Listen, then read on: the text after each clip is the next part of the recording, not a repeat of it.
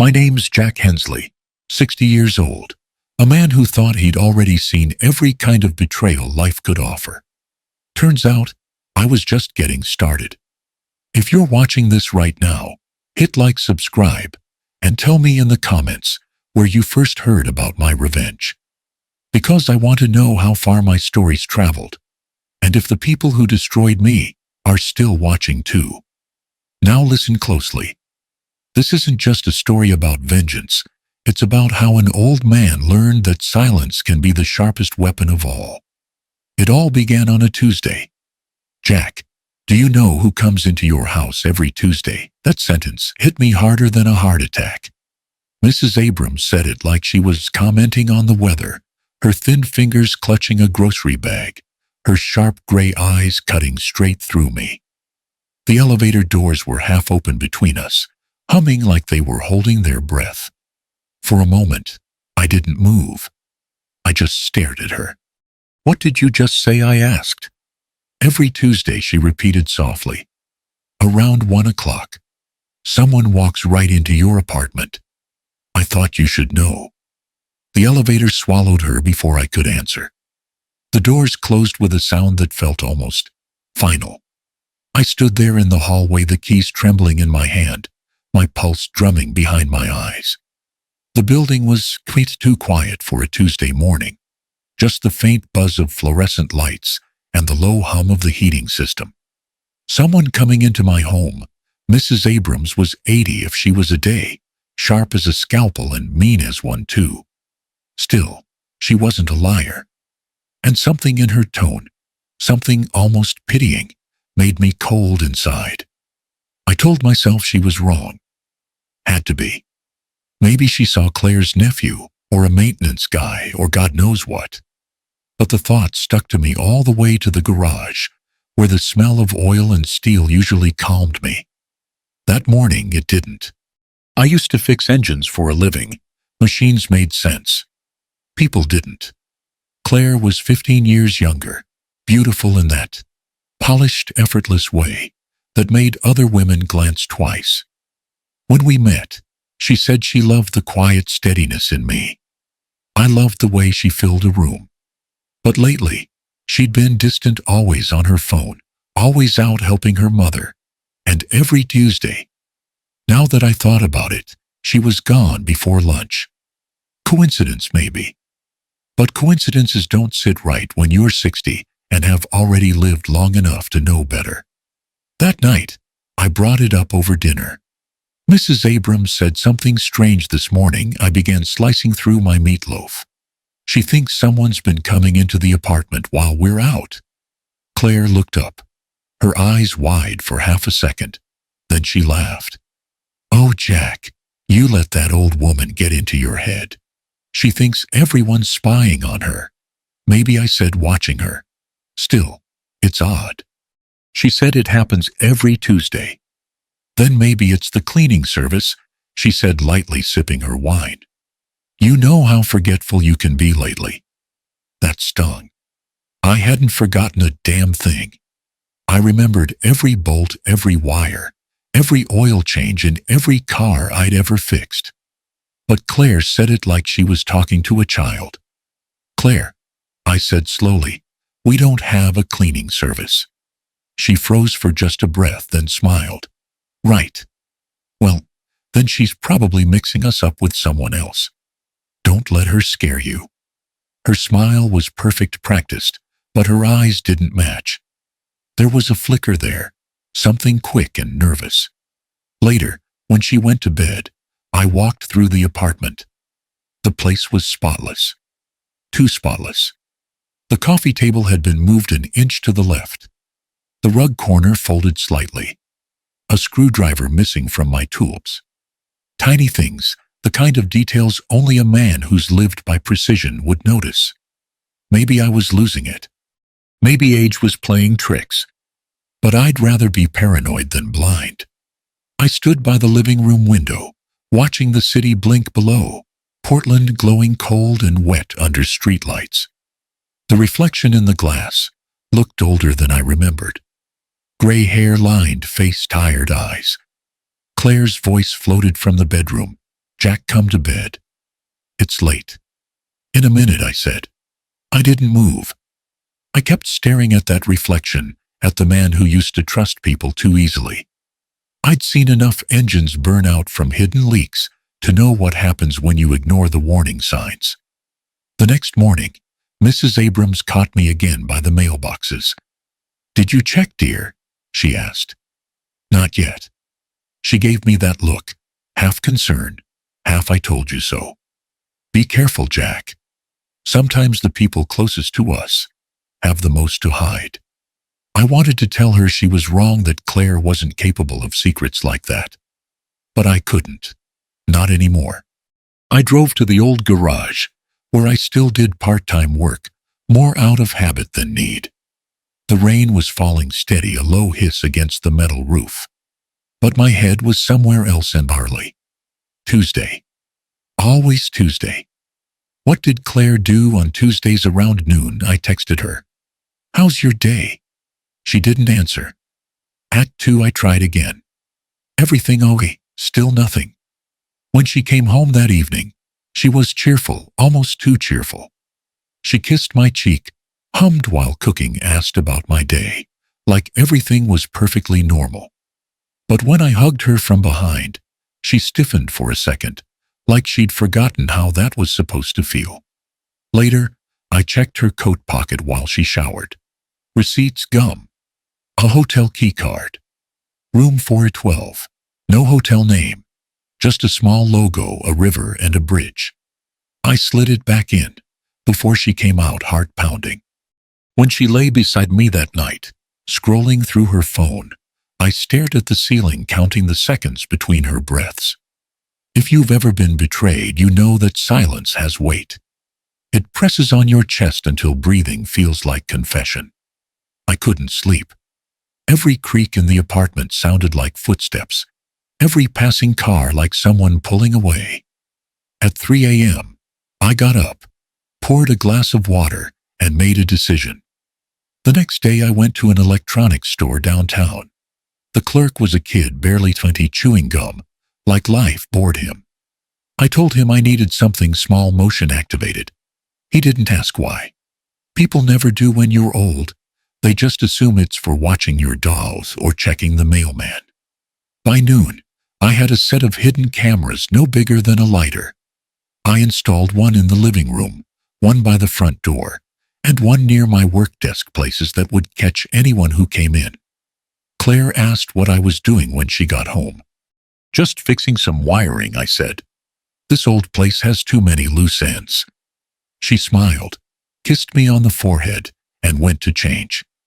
But I saw her eyes flick briefly toward the shelf where one camera was hidden behind a photo frame. Just a glance, but enough to make my stomach twist. That night, I sat in my armchair long after she fell asleep. The rain outside had stopped. The air was heavy still, the way it gets before a storm comes back. 60 years teaches you a lot about storms. You can't stop them, but you can decide what to save when they hit. I looked around our living room. The wedding photos, the neatly folded blanket she never used, the faint smell of her perfume mixed with old wood. Every piece of it felt borrowed, like it belonged to a life I no longer recognized. Every Tuesday I whispered to myself, tomorrow was Tuesday. I reached over, adjusted the camera angle, and pressed record. Just for peace of mind, I told myself. But deep down, I knew better. Peace was already gone, and what I was about to find would burn the rest of my life to the ground. It was the kind of Tuesday that starts quiet and ends like a gunshot. I came home around 5, rain dripping from the edge of my jacket, the smell of wet pavement clinging to me. The apartment was silent, except for the faint tick of the kitchen clock. Claire wasn't home yet. Perfect. I hung my coat, sat down in front of the small tablet, linked to the camera feed, and opened the app. Motion detected, Tuesday, 4:07 p.m. I felt my pulse climb. I pressed play. The front door opened slowly, like whoever it was had done this before. A man stepped inside, moving with the kind of casual confidence that made my stomach turn. It wasn't a stranger. It was Ethan, Claire's son, my stepson. 27, good-looking, careless, with that restless energy of a man who's never worked hard for anything because the world keeps handing it to him. He closed the door behind him, set down a sleek black briefcase, and looked around the apartment. Not nervous, just checking. Then he walked straight to my study. The video was grainy, but clear enough to make me clench my fists. He opened the bottom drawer of my file cabinet, the one where I keep the documents that matter. Retirement papers, property deeds, insurance accounts. He flipped through the folders like he'd done it before, took out a manila envelope, tucked it into his bag.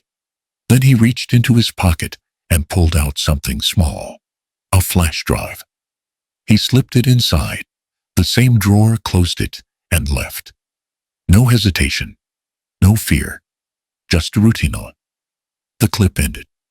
I sat there for a long minute, staring at the frozen frame of his hand on my cabinet. I could almost hear the hum of betrayal in the silence of the room. Ethan had a key. That wasn't new. Claire had given him one years ago in case of emergencies. But walking in when I wasn't home, going through my papers, planting something in my desk, that was no accident. That was intention. At 6, Claire came home, rain on her umbrella, and that faint perfume she wore like a shield.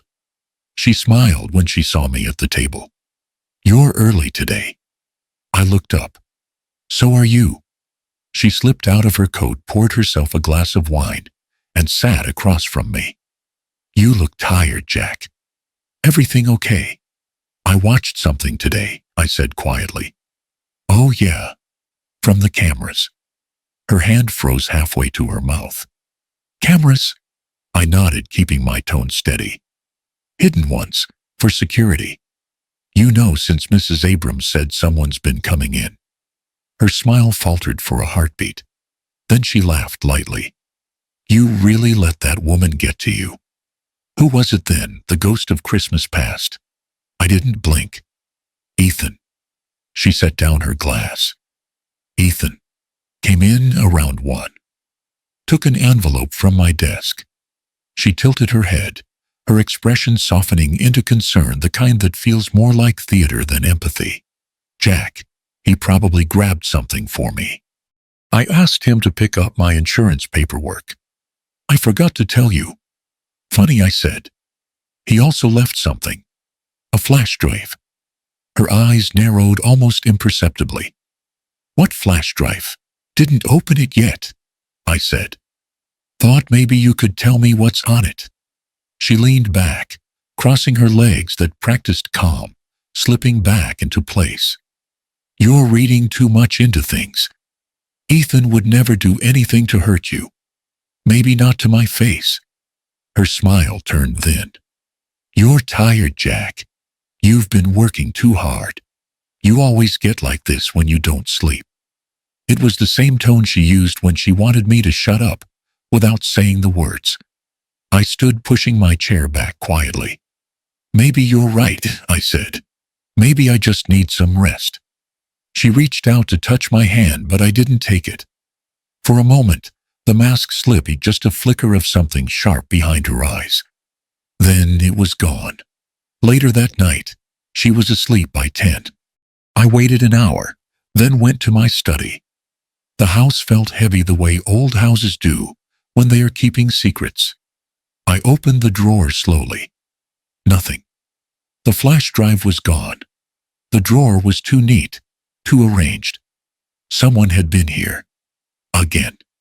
I stood still, listening. The refrigerator hummed. Pipes creaked in the walls. A car passed on the street outside. But beneath it all, I swore I could hear something else, a quiet, knowing pulse. Someone knew about the cameras, knew what I'd seen. I turned off the desk lamp, stood there in the dark for a long time, breathing slow, trying to think like a man who wasn't panicking. 60 years teaches you patience. It teaches you when to wait and when to strike. I whispered to the empty room. "All right, Ethan. Let's see what game you're playing." Then I checked the rest of the camera feeds. Every file from today was still there untouched. I backed them up to an external drive and hid it in the toolbox in the garage, behind a row of rusted wrenches no one had touched but me. As I shut the lid, I realized something that made my blood run cold. Ethan hadn't looked surprised in that video, not even for a second. It wasn't the first time he'd been here. It was just the first time I caught him. When I finally went to bed, Claire stirred beside me, half asleep. "You okay?" she murmured. "Yeah," I said, just thinking. "About what?" I stared at the ceiling. "Tuesdays." She didn't answer. Her breathing evened out again, soft, rhythmic, rehearsed. I lay awake until dawn, the image of Ethan's calm face looping in my mind. That same faint smirk as he left the apartment, like he'd already won something I hadn't realized I was losing. And that's when I knew whatever was happening, it wasn't random. It was deliberate. And it had just begun.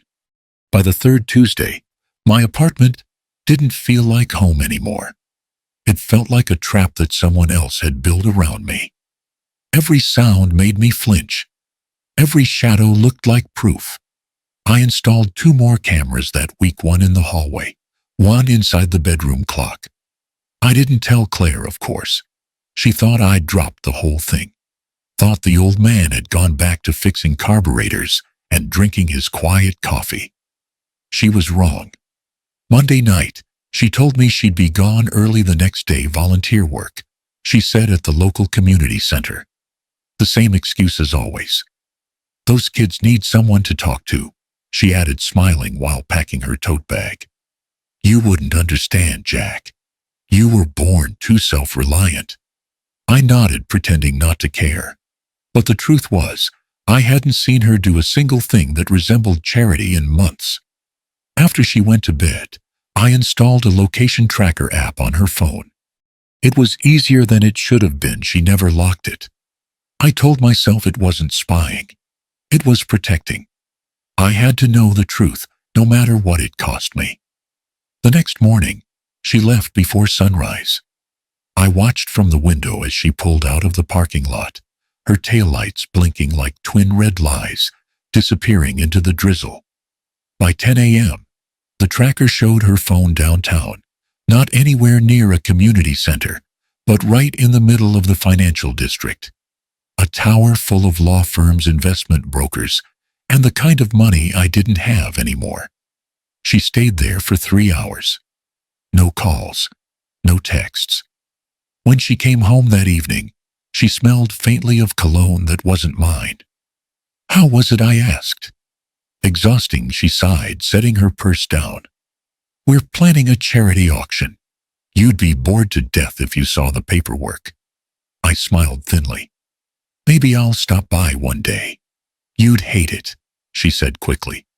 The silence between us stretched tight, like a wire ready to snap. That night I called Tom Reynolds, my oldest friend. We'd built cars together, back when we still had knuckles that didn't ache, and wives who hadn't forgotten how to laugh. He'd been a lawyer once, good one too, until he retired to the coast. "Jesus, Jack," he said when I told him everything. "You sure you're not imagining this?" "I have it on video," I said.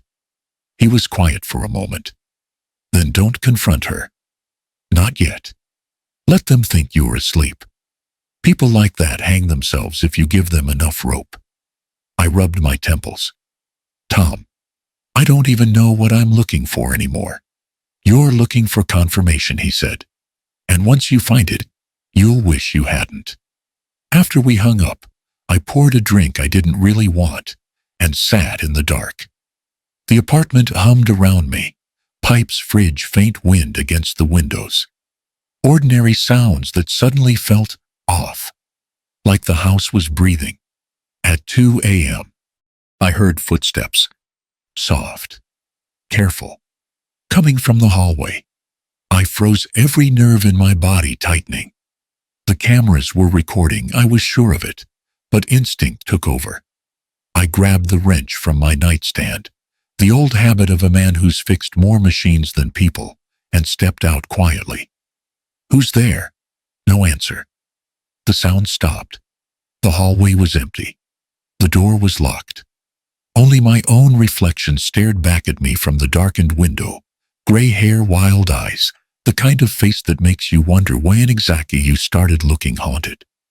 I checked the recording the next morning. Nothing. No movement. No sound. Just me standing there in my boxers, gripping a wrench. Like a lunatic, I almost laughed. Almost. Then I walked into the kitchen and stopped cold.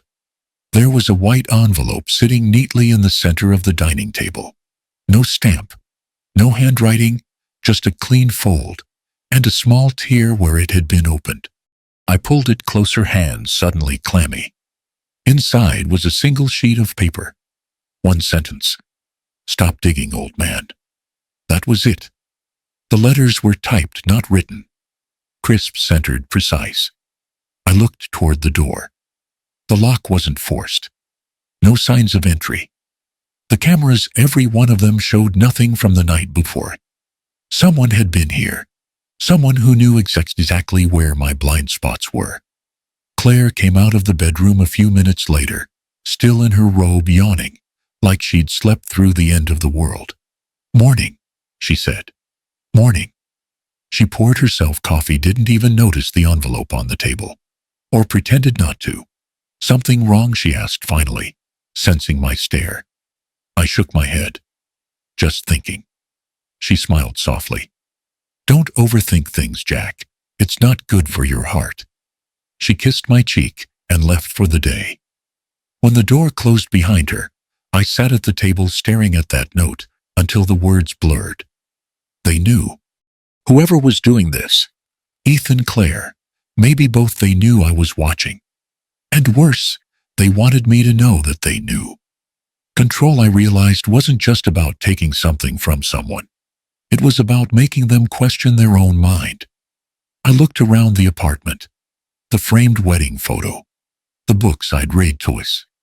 The mug Claire bought me that said "World's Best Husband." All of it felt like props now. Stage dressing for a play I hadn't agreed to act in. I thought of what Tom had said. People hang themselves if you give them enough rope. I wasn't sure anymore who was holding the rope and who was wearing it. The refrigerator hummed again, steady and oiled. The rain had stopped outside. But inside where everything felt damp with fear. I whispered to no one. This used to be my home. My voice echoed softly against the walls. Now it sounded more like a war zone. A place where someone had already chosen sides. And I wasn't sure mine was winning. The next morning, my cameras betrayed me. I sat down at my desk, opened the folder marked "Security Footage," and felt my gut tighten. Half the files were gone. Entire days erased clean, deliberate, like they had never existed. I checked the timestamps. Every Tuesday. Someone had gone into my system, found the recordings, and wiped them out with surgical precision. But not all of them. A few fragments remained, short clips the eraser had somehow missed. The first one was only 12 seconds long. The camera in the living room flickered to life, the image blurry, sound faint, but clear enough. Claire stood by the window, her back to the camera. Ethan sat on the couch, his leg bouncing nervously. A third man, tall, gray suit, slick hair, sat opposite them, flipping through a stack of papers. "Mr. Vaughn," Claire said quietly, "you're sure this can't be traced back to Jack?" The man smiled. "Not if you follow my instructions. The transfer will look like standard asset consolidation." Ethan leaned forward. "And once the property's in your name," Vaughn shrugged, "then it's yours. He can't contest what he doesn't see." The clip ended with static. I opened the next one. Heart pounding. Claire again. Same room, different day. This time her tone was sharper. "He's suspicious," she said. "He's been watching the accounts." Ethan laughed. "He doesn't even remember where he put his glasses last week. He's harmless." Then Claire's voice, low and cold enough to freeze blood. Let's make sure he stays that way." The video cut out right there. I stared at the screen, my reflection ghosting over their frozen faces. My own wife, my own stepson. Asset consolidation, transfer, property. I opened my bank account portal. My hands shook as I typed. The balance looked fine at first. But when I checked the retirement fund, the one I'd built over 40 years under fluorescent lights and busted knuckles, one line stood out. Account beneficiary changed. Pending verification. Verification by whom? The listed contact number wasn't mine. It was Claire's. I scrolled further. The secondary contact for property title adjustments, Ethan Hensley. That was the moment the room tilted. My own house, the one I'd bought before I even met her, was quietly slipping out of my name. I couldn't breathe. I picked up the phone and called the investment office. The woman on the line sounded polite, detached. "Yes, Mr. Hensley. There was a request for modification submitted last Thursday. Your financial advisor, Mr. Vaughn, confirmed the paperwork." "Mr. Who, Vaughn?" "He's been handling your accounts for the past 3 months." "I don't have a financial advisor," I said flatly. The silence that followed was answer enough. After I hung up, I sat there staring at nothing. I thought about the missing footage, the erased files, the envelope that had told me to stop digging. They weren't just scaring me. They were dismantling my life, one line item at a time. And then I thought of Ethan's gambling.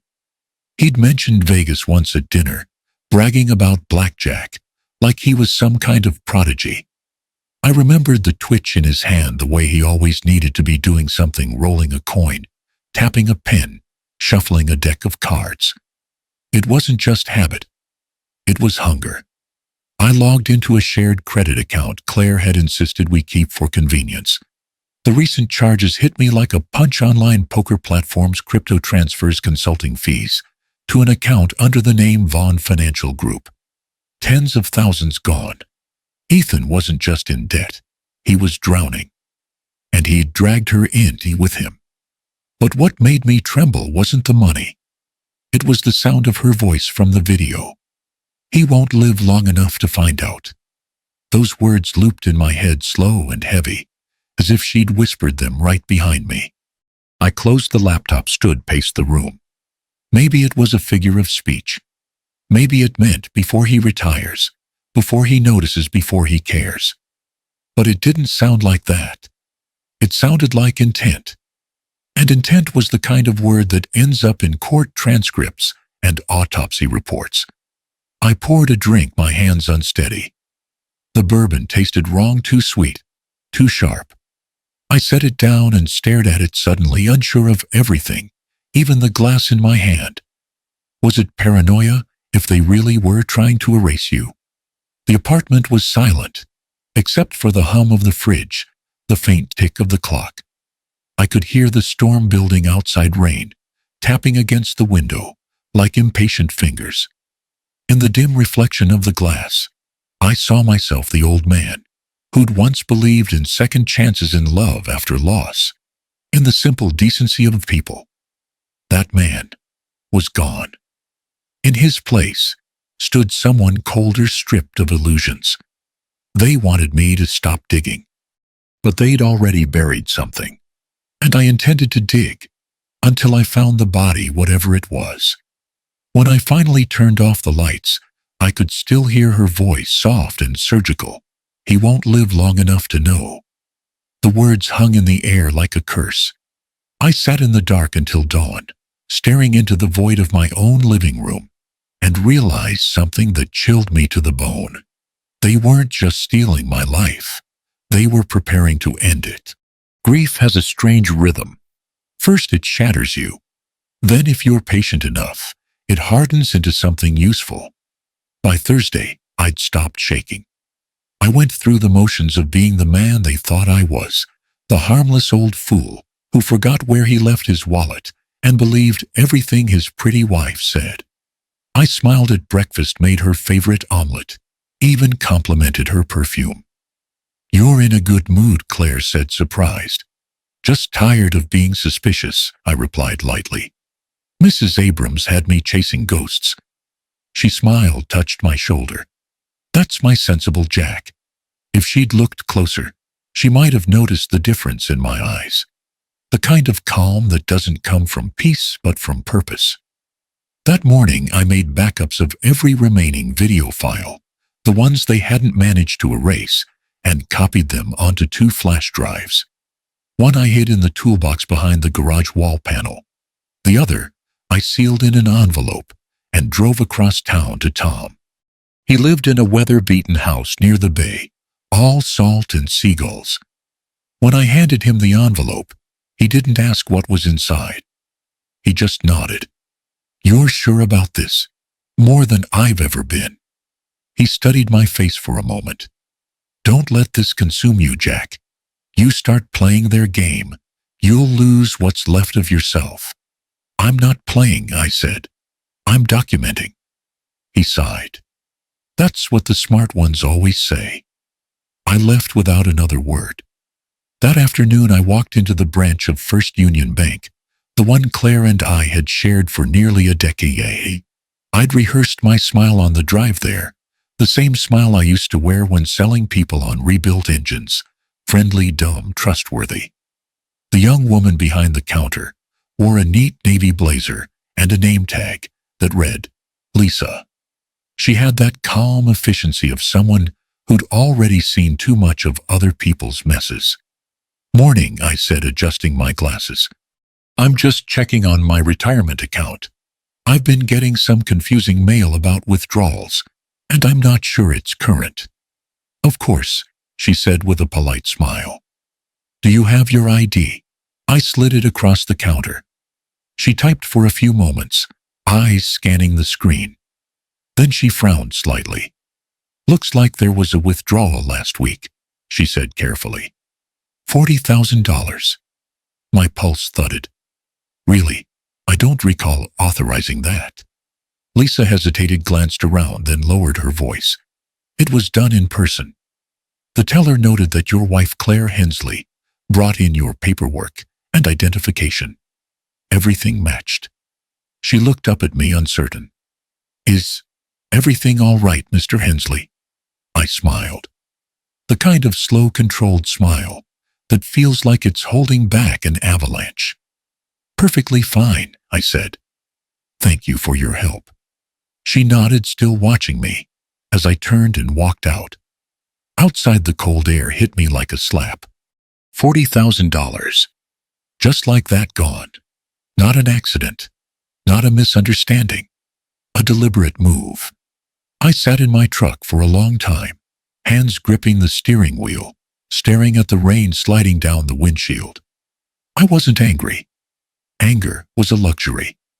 What I felt was precision, like a man aligning a sight before pulling the trigger. That night, I played the part again. I poured Claire a glass of wine, joked about the weather, even asked if she wanted to watch one of those dull dramas she liked. She laughed, told me she loved seeing me relaxed again. Relaxed. I watched her pour another glass. Watched her scroll through her phone, smiling faintly at some message she didn't share. Watched her eyes flick toward me every now and then, me, the old man she thought was too slow to catch up. She didn't know that while she slept, I was setting up the next stage. At midnight, I sat at my desk, the glow of the lamp soft against the pages of my old mechanic's notebook. I wrote slowly, each word deliberate, like tightening a bolt until it stopped moving. Don't yell. Don't beg. Don't break. Just prove it. Then I underlined it. Twice.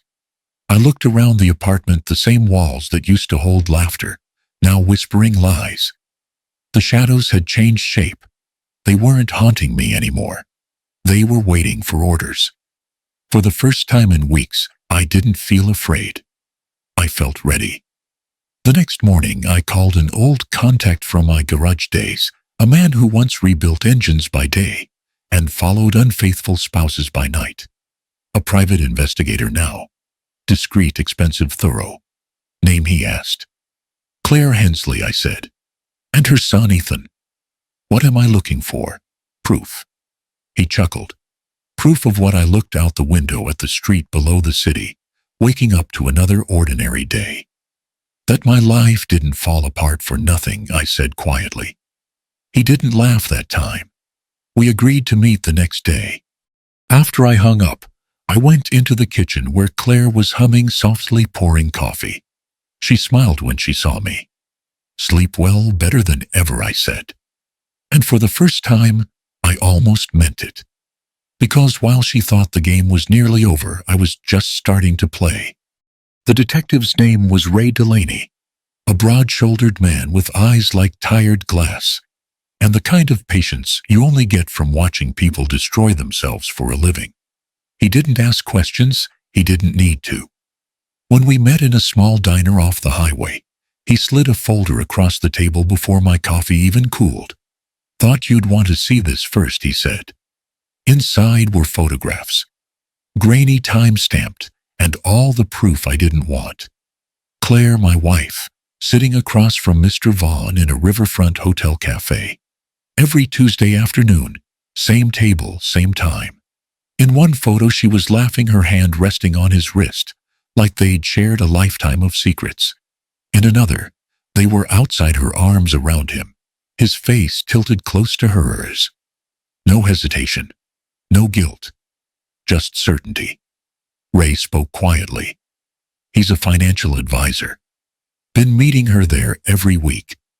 Checked in under an alias, Thomas Vance. How long, I asked. 3 months, maybe more. Started just after she added his name to your accounts. He pulled out another photo. "And this is your stepson, Ethan." My stomach turned. Ethan standing next to Vaughn in a parking lot, handing him a folder. Vaughn flipping through it, signing something with a flourish. The next photo made me grip the table so hard the cup rattled. The folder contained the property deed to my house. Not a copy. The original. "He brought it straight from your home office," Ray said. "The lawyer I talked to confirmed those documents are being processed as a transfer of ownership. If it goes through, you're off the title completely." I stared at the photo, at Ethan's smug half-smile.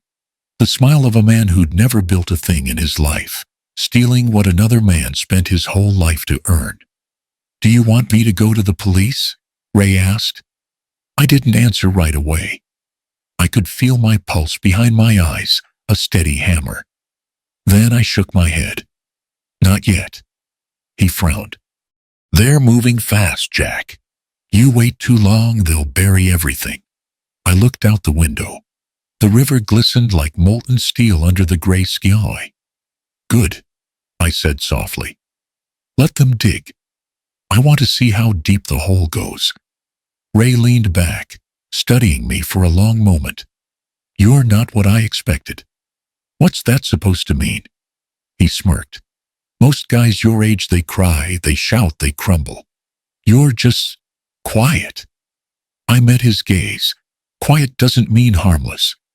He nodded slowly. "I'll keep digging." When I left the diner, the air felt colder. Not the kind of cold that bites, but the kind that warns. I drove without destination, the city sliding by in shades of gray and betrayal. Every building looked like it was watching me. By evening, I found myself outside Mrs. Abrams' door. I hadn't planned on it. My feet just carried me there. She opened the door wearing a thick cardigan, and that same sharp expression that had started all this. "Jack," she said, "you look like you've seen a ghost." "Something like that," I said, stepping inside. Her apartment smelled of cinnamon tea and old wood. Every corner neat, every surface polished like she'd been cleaning away the past for decades. She poured tea without asking. "So, did you find out who visits on Tuesdays?" I gave a small, bitter laugh. "Oh, I found out." She didn't press. Just looked at me over the rim of her cup, eyes soft now. "They always think we're too old to notice," she murmured. "Too slow to matter. That's how they steal. Not money first, trust. Once they take that, the rest comes easy." I swallowed hard. "They're after the house, the accounts, Everything. She nodded, unsurprised. At our age, Jack, people don't rob us with guns. They rob us with signatures. I looked down at my trembling hands. I thought she loved me. Maybe she did, Mrs. Abrams said quietly. But love doesn't keep people honest. Fear does. Her words hit like scripture. She reached across the table, her old fingers steady on mine. You want advice from someone who's already been robbed of everything but her pride, I nodded. Don't shout. Don't run to the police yet. Let them believe they're winning. A thief's arrogance is the rope they hang themselves with. I exhaled slowly. So I wait. You watch, she corrected. Then you act when they stop watching you back. When I left her apartment, night had fallen. The hallway lights flickered weakly, buzzing like a nervous thought. I stopped outside my own door key in hand. The silence behind it didn't feel empty, it felt occupied. Like the air itself was listening. Inside, everything looked untouched. But I knew better. I sat at the table, pulled out Ray's folder again, and spread the photos across the wood. Claire's smile, Vaughn's hand on her back, Ethan's papers. Proof. Enough to destroy them. But not yet. Not while they still believed I was blind. I whispered to myself, not the police. Not yet. The clock ticked once, loud in the quiet. I want them to dig deeper, I said softly. I want them to bury themselves. I gathered the photos back into the envelope, sealed it, and looked around the apartment one last time. Once this had been my home. Now it was just a stage, and the final act was mine to write. It was Claire's idea, of course. She called it a family dinner. Her voice on the phone was honey sweet, just enough tremor to sound sincere.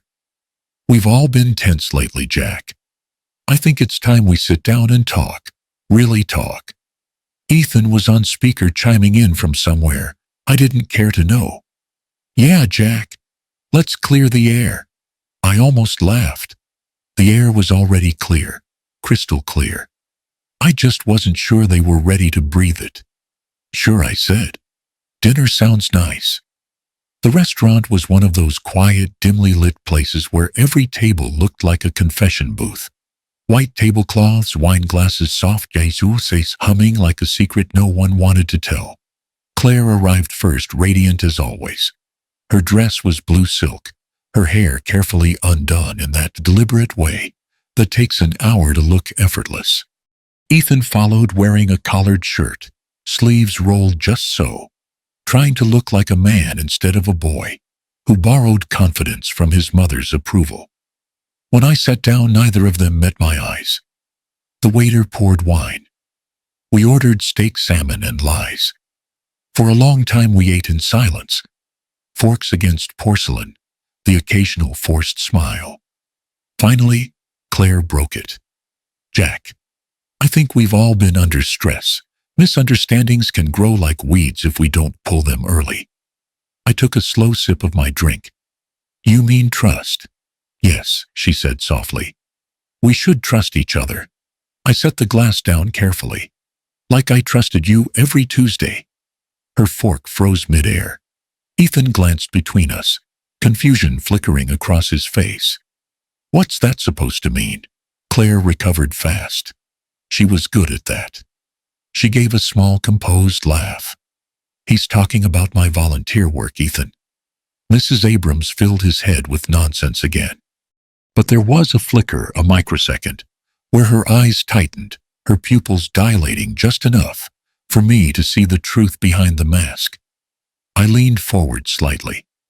The thing about cameras, Claire, I said quietly, is they don't gossip. They just record. The color drained from Ethan's face. Cameras? She shot him a sharp look, too late. I reached into my jacket pocket, pulled out a small envelope, and placed it gently on the white tablecloth between us. Go ahead, I said. Open it. Ethan hesitated, but Claire's hand shot out first. She unfolded the photos inside. Claire and Mr. Vaughn at the hotel, her smile soft, his hand on her back. Another photo, them entering the elevator together. For a moment, the table was utterly still. The soft jazz from the speakers felt like mockery. Then Claire looked up, her face composed again, her voice smooth as silk. "You've been following me. I've been watching what's mine," I said evenly. Her laugh was low, humorless. "My God, Jack. You're so predictable. Always digging through the past looking for something to blame. You've built a prison out of your own paranoia." I said nothing. She leaned forward, the faintest tremor in her jaw. "Do you even hear yourself? You sound like an old man afraid of shadows. Vaughn is a friend, a colleague. You saw a few pictures and built a whole fantasy around them." "Then what about Ethan?" I asked. "Was it fantasy when he handed Vaughn my deed?" Ethan's voice cracked. "That's not what you think, Jack." I turned to him slowly. "Then tell me what it is." He opened his mouth, but no sound came. Just a twitch of the jaw, a swallow, a look toward his mother for help. Claire's hand landed on his arm, steady, firm. "Stop. You don't owe him explanations." Her calmness was slipping now. It showed in the edges of her voice, the small twitch near her temple. She exhaled through her nose, forcing a smile. "You always did like your little conspiracies, Jack. Cameras, files, secret recordings. Maybe you should start a podcast." I smiled back, but it wasn't humor that pulled at my mouth. "No," I said softly. "You already started one. It's just been playing in my living room." Her expression cracked just for a heartbeat, but I saw it. The first flash of fear. The realization that this time her control wasn't enough. I pushed back my chair slowly, the sound scraping across the tile like a blade. "You know, Claire, the funny thing about the past, it's not behind us. It's stored. Backed up. Copied." Ethan whispered, "Jesus, Mom." She stood suddenly, eyes hard now. "I'm done with this." But I didn't move. I just looked up at her, voice low enough that only she could hear. "No," I said, "you're done when I say you're done." She froze. I leaned closer just enough for her perfume to sting. "You're not living in the past, Claire. You're living in video." For the first time since all this began, she blinked too fast, too many times. A woman losing rhythm. She set the envelope down, her hand trembling ever so slightly, and walked away from the table, without another word. Ethan followed, his shoulders hunched, muttering something I didn't care to catch. I sat there a while longer alone, the steak cooling in front of me, the wine untouched. When the waiter came by, he looked uneasy. "Will they be coming back, sir?" I smiled faintly. "No," I said. "But I think the truth just arrived." He nodded awkwardly and walked away. I leaned back, staring at the reflection of the city lights in my glass, and felt it for the first time, a shift. The game had changed, and for once, they were the ones afraid of what I might do next. You can spend 60 years building a reputation, and it only takes one signed lie to burn it down. The summons came on a Friday morning. A uniformed officer knocked eyes flat, with the kind of pity that's almost worse than contempt. "Jack Hensley." "That's me." He handed me a thick envelope. "You've been served." Inside, a temporary restraining order, filed by Claire Hensley. The claim read like a nightmare I didn't recognize. Emotional abuse, paranoia, surveillance without consent. Words twisted like knives, written in a language that turned me from husband into monster. By the time I finished reading, my hands were shaking, not from guilt, but disbelief. They'd beaten me to the punch. Claire hadn't just betrayed me. She'd weaponized the law against me. When I called Tom, he didn't sound surprised. "I told you, Jack." They'd come swinging once they felt cornered. "She's playing the insanity card. Make you look unstable, discredit the evidence before you can use it." "So what now?" He said calmly.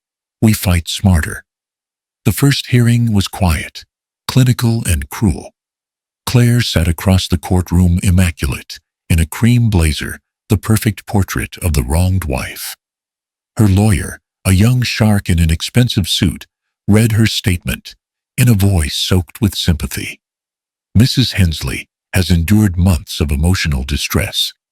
Mr. Hensley has displayed signs of severe paranoia, installing hidden cameras throughout the home, accusing his wife and stepson of theft, infidelity, and conspiracy without any evidence. She fears for her safety.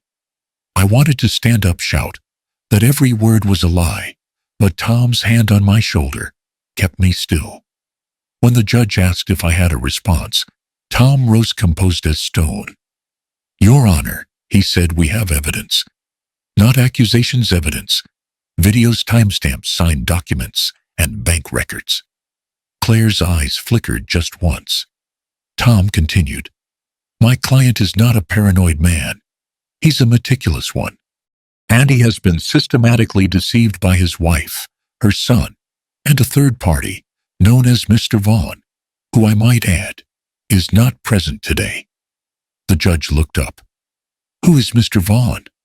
Tom smiled faintly. "That's the question we'd all like answered." Over the next week, Tom built the case like an engine, part by part, detail by detail. The videos, the photos, the bank withdrawals, the falsified signatures. When Ethan was subpoenaed, he looked like he hadn't slept in days. His suit didn't fit right. His hands shook as he took the stand. The prosecutor began gently. "Mr. Hensley, can you tell the court what your involvement was with Mr. Vaughn?" Ethan swallowed hard. He said he could help us," he stammered. "With the debts." "What debts?" "Gambling," he whispered. "Mine." Murmurs rippled through the courtroom. Tom leaned forward slightly. "Go on." "Vaughn said he knew how to free up money fast. That all he needed was access to my stepfather's retirement fund." "Mom," he faltered, his voice cracking. "Mom said she could sign for him, that it was just paperwork. She said Jack wouldn't even notice." Claire sat motionless, her jaw tight, eyes blazing like cold fire. "So she forged his signature?" Tom asked. Ethan hesitated, then softly, "Yes." The room went dead silent. Tom's voice dropped quiet and merciless. "And you helped deliver the documents?" Ethan nodded, shame spreading across his face like bruises. "Vaughn said once the transfer cleared, he'd make it right. But then the money, it just disappeared." The judge's gavel hit once, sharp as a gunshot. Claire finally spoke, her voice trembling. "He's lying, I didn't." But Tom was ready. He placed a printed still frame on the evidence table. Claire and Vaughn at the hotel, their heads close together. "Mrs. Hensley, is this you?" Her lawyer objected, but the damage was done. Within hours, the restraining order was dissolved. The court issued a warrant for Vaughn's arrest on suspicion of financial fraud and identity forgery. By the time they searched his office, Vaughn was gone. His accounts frozen, his desk emptied. Only one thing remained, a burned flash drive, half melted in a wastebasket. Ethan disappeared 2 days later. His phone went dark, his car abandoned near the docks. And Claire was arrested pending investigation. Fraud, forgery, conspiracy to defraud a spouse. She didn't cry when they cuffed her. She just looked at me. Expression blank, eyes like two shards of ice. When the reporters shouted questions outside the courthouse, she said one thing: "He made me do it." I watched her from the sidewalk, her hair whipping in the wind, as they led her to the car. Tom stood beside me, hands in his pockets. "Well," he said softly, "that's the storm." "Yeah," I said. "But storms end." He shook his head. "Not always.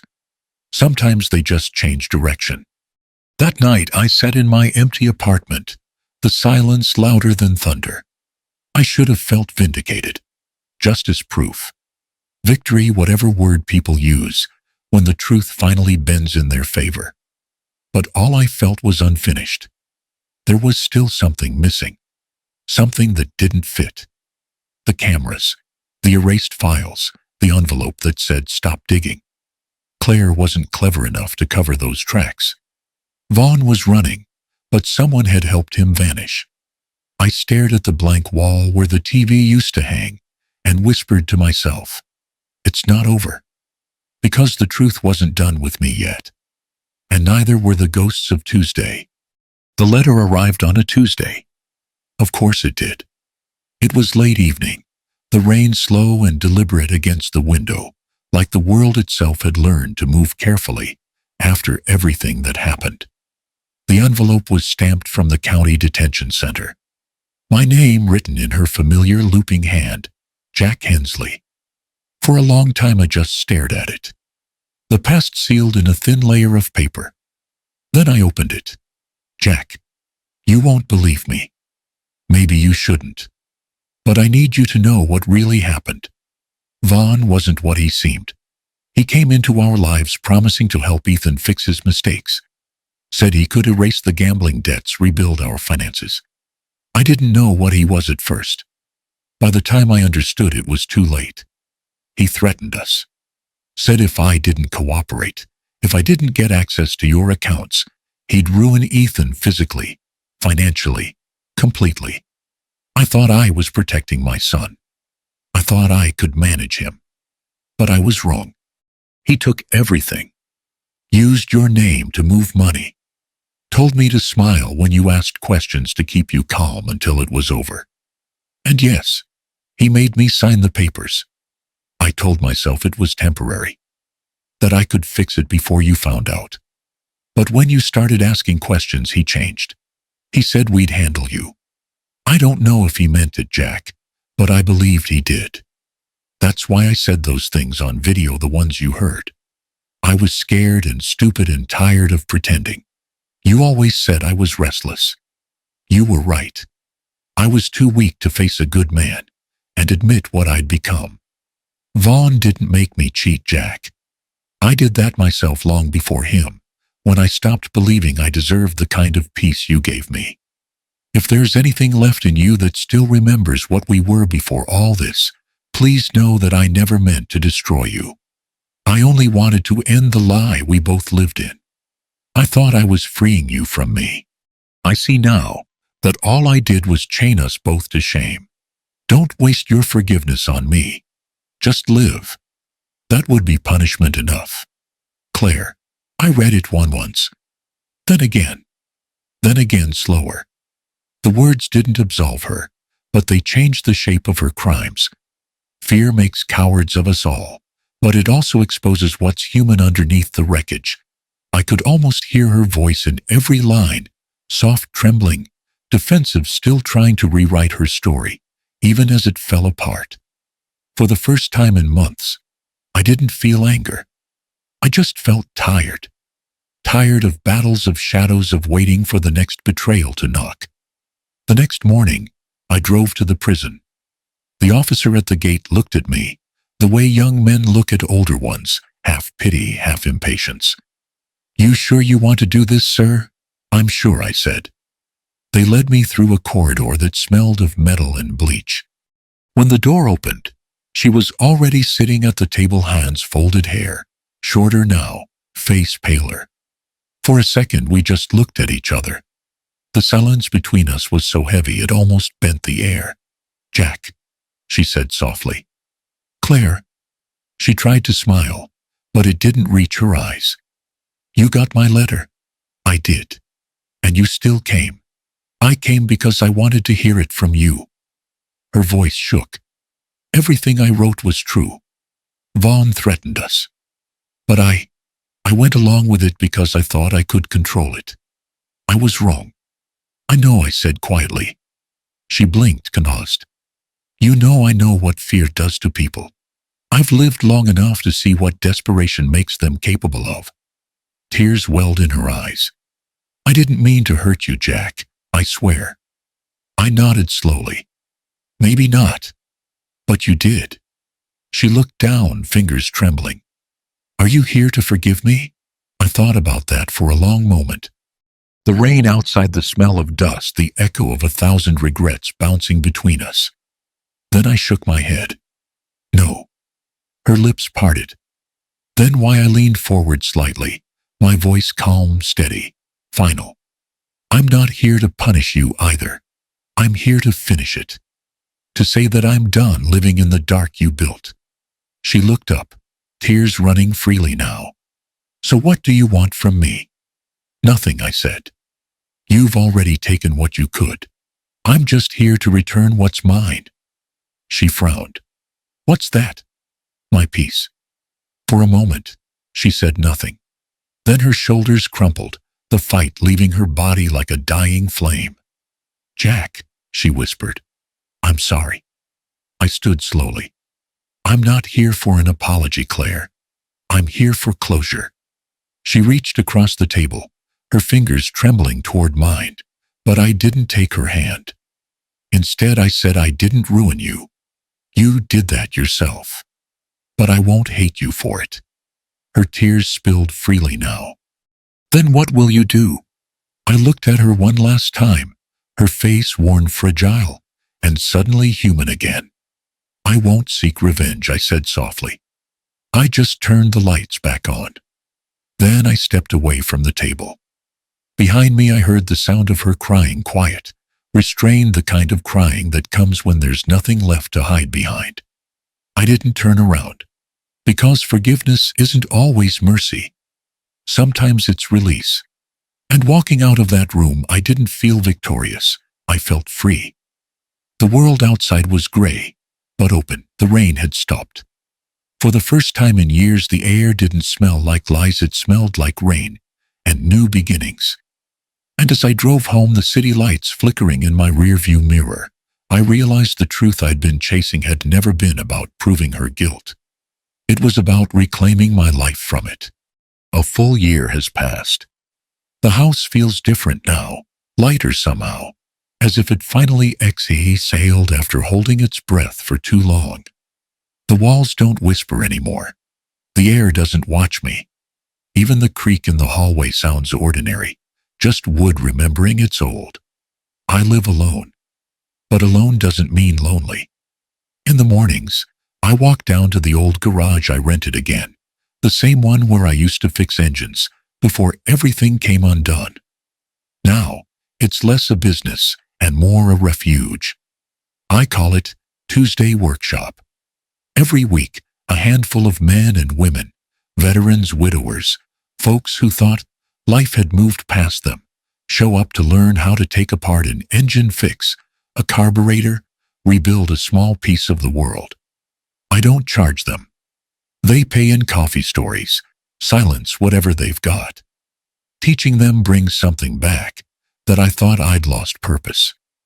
There's a kind of healing in showing someone how to use their hands again. Machines don't lie. When they break, they tell you where it hurts. Some days when I close the shop, the air smells like oil rust and second chances. Mrs. Abrams still lives 2 floors down. She's smaller now, her steps slower, her voice raspier, but sharp as ever. Every Tuesday around dusk, she knocks on my door with her cane and 2 cups of tea. Just making sure you're still breathing, Jack, she says with a wink. And ruining my appetite with that tea of yours, I always reply. We sit by the window watching the light fade across the city. The river looks softer in the distance, like it's forgiven something too.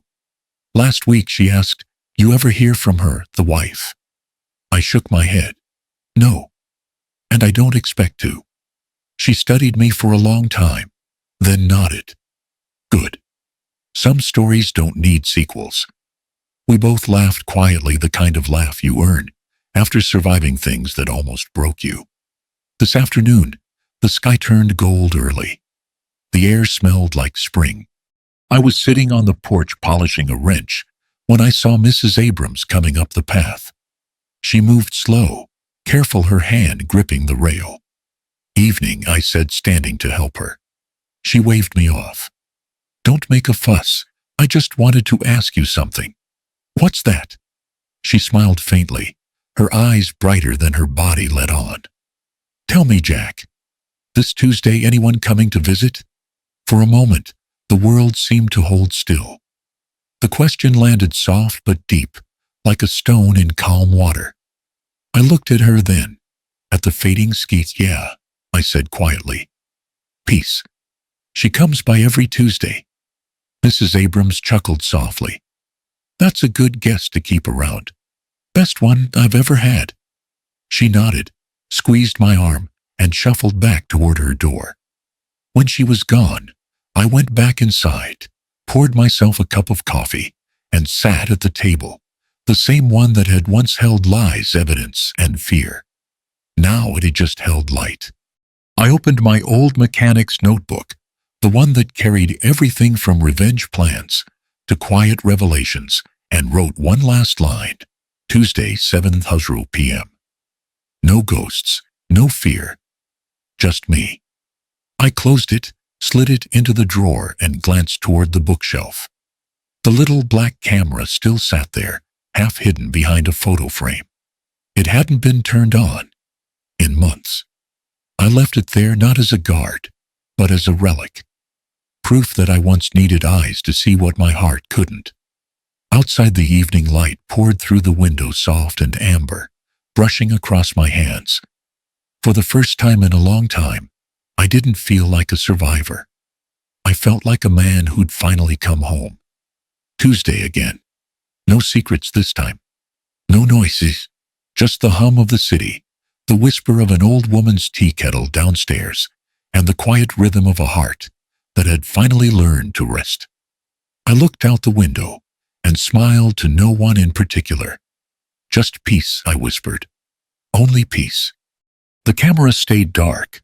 The light stayed on. And for the first time in years, so did I. You know, people ask me if it was worth it. If uncovering the truth, losing everything, standing alone at the end was worth the price. I think about that sometimes on quiet Tuesday nights, when the house doesn't breathe lies anymore. And the answer is yes. Because peace isn't something you're given.